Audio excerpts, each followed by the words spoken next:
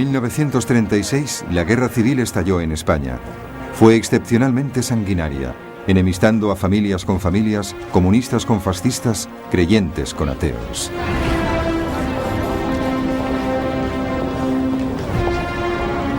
En 1931, un gobierno de izquierdas llegó al poder determinado a acabar con la monarquía secular española. El rey Alfonso XIII se vio obligado a partir al exilio y se declaró la República.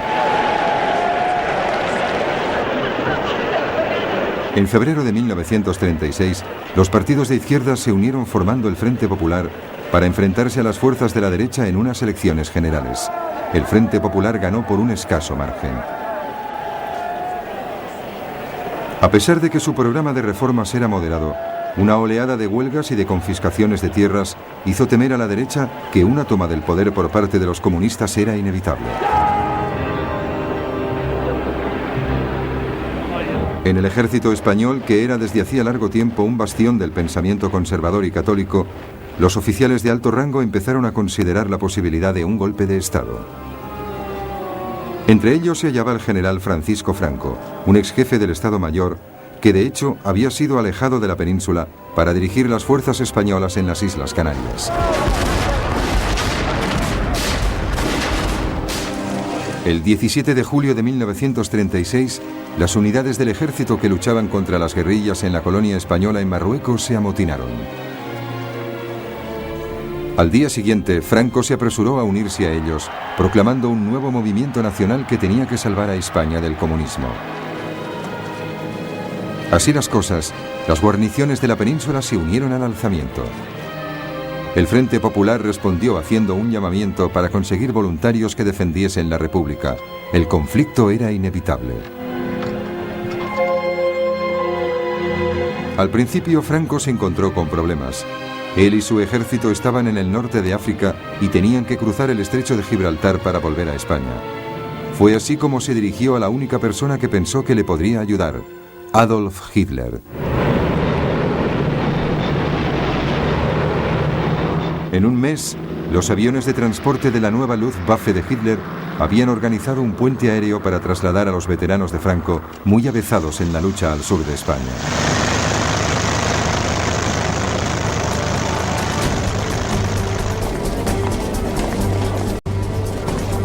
Pero en esta fase, parecía que la República aún tenía ventaja.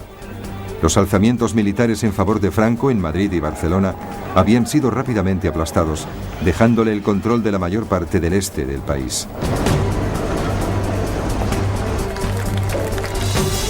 Los nacionales de Franco quedaron confinados sobre todo al noroeste y parte del sur de España.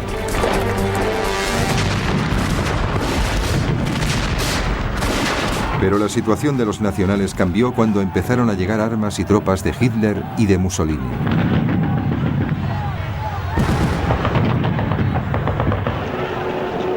El dictador alemán aprovechó la oportunidad para probar su nuevo equipamiento y sus fuerzas armadas que se hallaban en pleno desarrollo.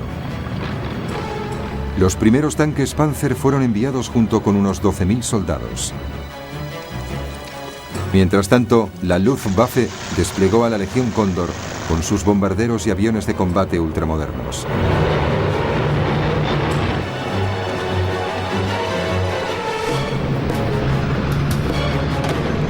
Fue enviado un cuerpo llamado de voluntarios con 50.000 hombres y más de 700 aviones.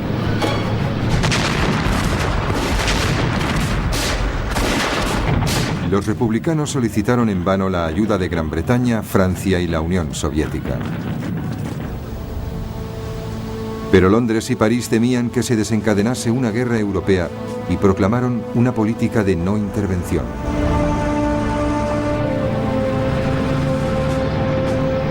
Sin embargo, tanto Alemania como Italia atendieron la solicitud de ayuda. Y cuando se hizo evidente que estaban enviando armas al bando nacional, Joseph Stalin, el líder soviético, anunció que ayudaría a la República. Lo que le preocupaba a Stalin era el ascenso del fascismo en Alemania. Hitler había expresado muy claramente su creencia de que el comunismo era el enemigo supremo del nazismo. Stalin comprendió que el conflicto español era una forma de mantener a Alemania e Italia ocupadas mientras fortalecía el poder militar de la Unión Soviética. Unos 700 asesores militares fueron enviados junto con tanques y aviones de guerra.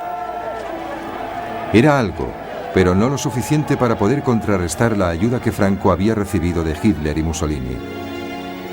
De hecho, la fuente más importante de ayuda a la República no provino en absoluto de un país, sino de los voluntarios, las brigadas internacionales.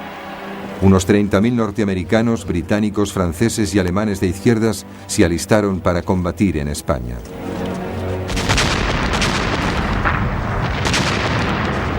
Con la ayuda de los países fascistas, los nacionales pudieron abrir dos frentes, uno que avanzaba hacia Barcelona desde el norte y el otro, acaudillado por Franco, que empujaba hacia Madrid desde el sur.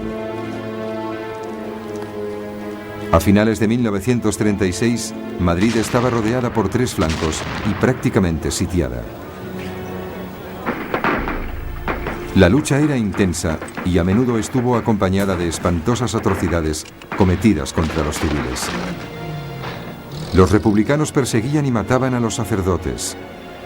Los nacionales asesinaban a todo aquel que fuese acusado de ser comunista. El poderío aéreo de los alemanes e italianos se utilizó indiscriminadamente contra objetivos civiles. Madrid sufrió fuertes bombardeos, pero el peor incidente tuvo lugar en abril de 1937, cuando la ciudad vasca de Guernica fue prácticamente arrasada, causando 6.000 víctimas civiles.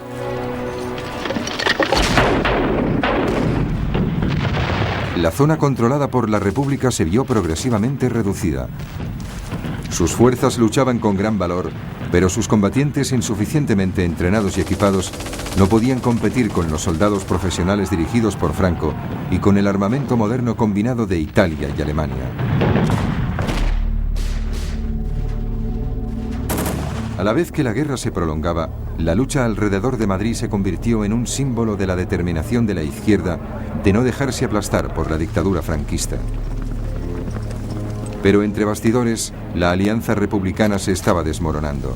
Los comunistas y socialistas deseaban concentrarse en obtener una victoria militar. En cambio, los ideales de anarquistas y sindicalistas estaban más próximos a considerar la guerra como una oportunidad para llevar a cabo una revolución obrera generalizada. Estos desacuerdos se manifestaron abiertamente en mayo de 1937. La lucha se desencadenó en Barcelona entre anarquistas y comunistas, lo que supuso un fatal debilitamiento de la causa republicana. A finales de 1938, los nacionales habían acorralado a sus enemigos en un enclave reducido cuyo centro era la ciudad de Barcelona y en otro que se extendía desde Madrid hasta la costa.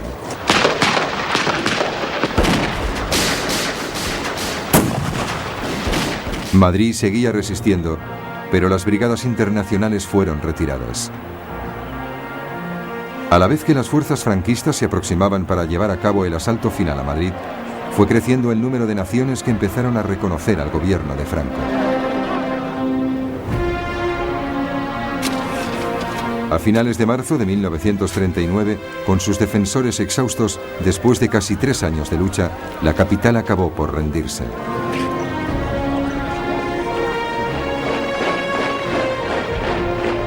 Al cabo de un mes, Franco proclamó formalmente el fin de las hostilidades.